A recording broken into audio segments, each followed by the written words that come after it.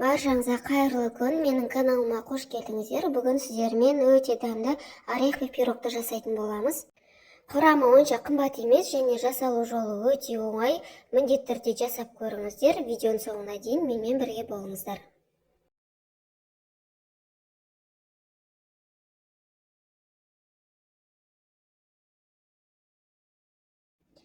Ең алдымен ыдысымызға міндетті түрде ұнымызды електен өткізіп саламыз.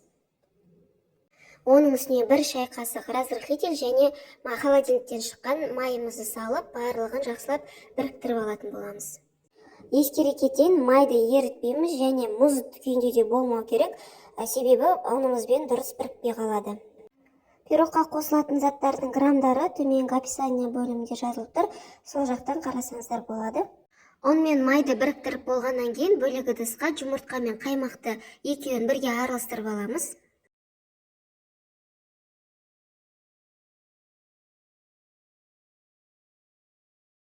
Сухой смесімізге жұмыртқамыз бен қаймақты құйып, жақсылап жұмсақ қамыр илеп аламыз.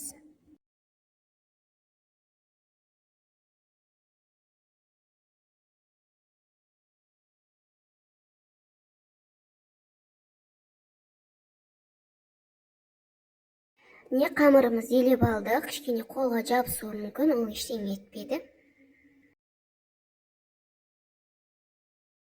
Енді бөлек ыдысқа осылай жұмыртқаның белогын жарып салып, миксермен жақсылап көпіргенше араластырып аламыз.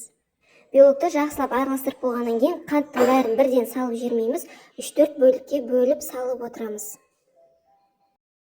Себебі қанттың бәрін бірден салатын болса, белок көтерілмей, сұйық болып, начинка дұрыс шықпай қалады. Белокты жақсылап осылай қою болып көпіргенше және де қанты ерігенше асықпай араластырасыздар. Белоктарыңыз сұйық болып қалатын болса, начинкаларымыз дұрыс шықпайды және де қайттан заново басынан жұмыртқа жарып жасауға тура келеді. Соңында осылай миксермен тексеріп аламыз, миксерімізден сұйық болып ағып кетпеу керек. Енді белогымызға осылай блендерден өткізілген жаңғақты қосатын боламыз. Егер блендер болмаса, оқтаумен де жақсылап майдалап алсаңыздар да болады. Енді белогымызға біз жаңғағымыздың бәрін қоспаймыз, түбіне осылай кішкене бетіне сепкенде бөлек алып қалатын боламыз.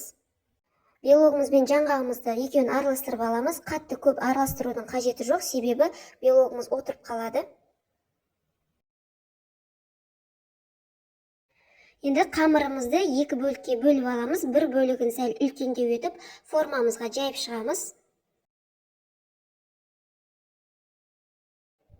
Шеттеріне бортиктерін шығарып, жасылап бір тегіс қылып жайып шығамыз.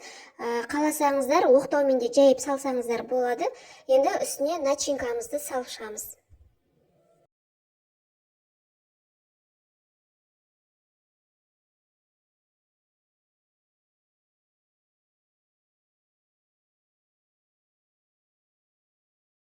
Қамырымыздың екінші бөлігін астына кішкене ұн сеуіп, осылай қатты қалыңда емес және жұқада қылмай орташа етіп жайып аламыз. Енді жайған қамырымызды пирогымыздың үстіне қойып, осылай шеттерін бірін-біріне біріктіріп шығамыз. Шеттерінде артық қамырлары қалса, оларды кесіп тастайсыздар.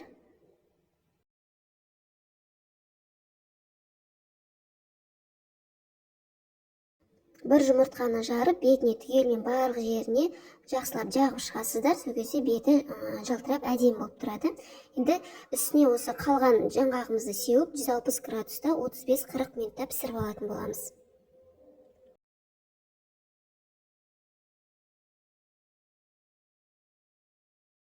Міне қыздар, пирогымыз пісіп шықты. Енді 3-4 сағаттай бөлме температурасында суытуға қоямыз. Пирогымыз суығаннан кейін формасынан босатып, бетіне осылай сахарный пудраны себеміз.